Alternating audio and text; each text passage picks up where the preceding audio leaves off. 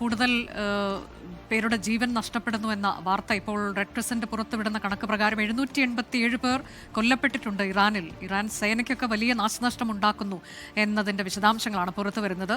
Gulf രാജ്യങ്ങളിൽ എങ്ങനെയാണ് Iran ആക്രമണം കടുപ്പിച്ചിരിക്കുന്നത്? വിശദാംശങ്ങളുമായി മുഹമ്മദ് റഹീസ് ഉണ്ട് ദുബായിൽ നിന്ന്.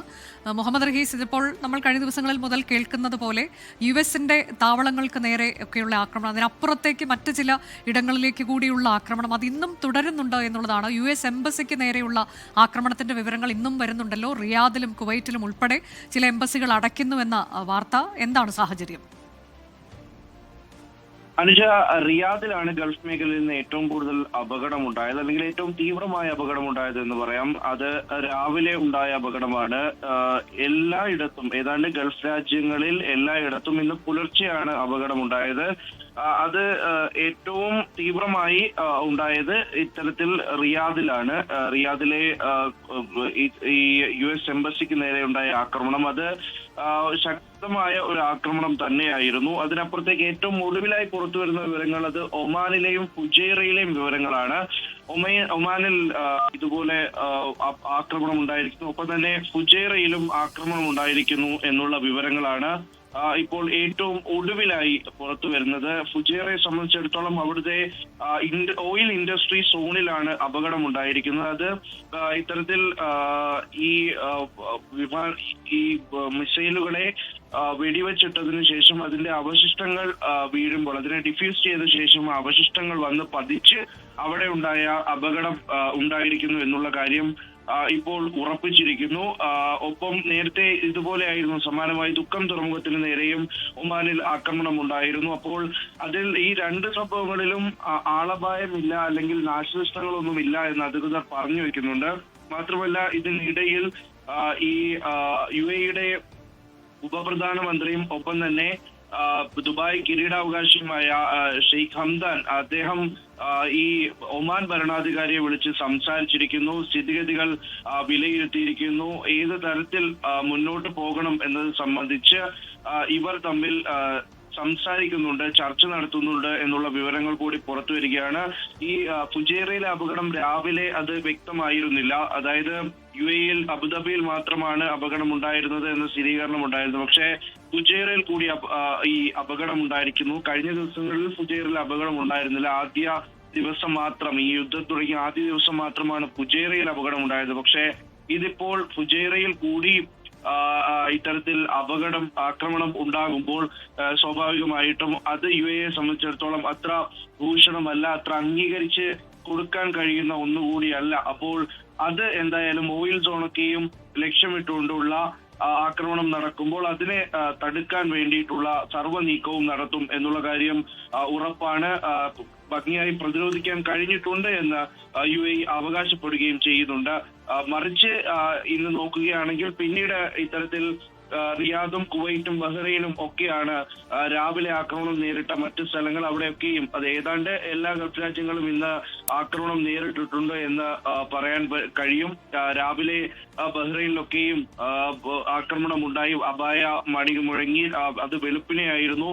ഏതാണ്ട് 3 മണിയോട് കൂടിയ സമയത്ത് അപായ സൈറനുകൾ മുഴങ്ങിയ ശേഷം അവിടെ ആക്രമണം ഉണ്ടായി. എന്തായാലും ഈ വിമാനമൊക്കെയും വീണ്ടും ഫ്ലൈറ്റ് ഓപ്പറേഷൻസ് ഒക്കെ നടത്താൻ കഴിയുന്നത് ഇത്തരത്തിലൊരു നേട്ടമായിട്ട് ഗൾഫ് രാജ്യങ്ങളൊക്കെയും കാണുന്നുണ്ട്.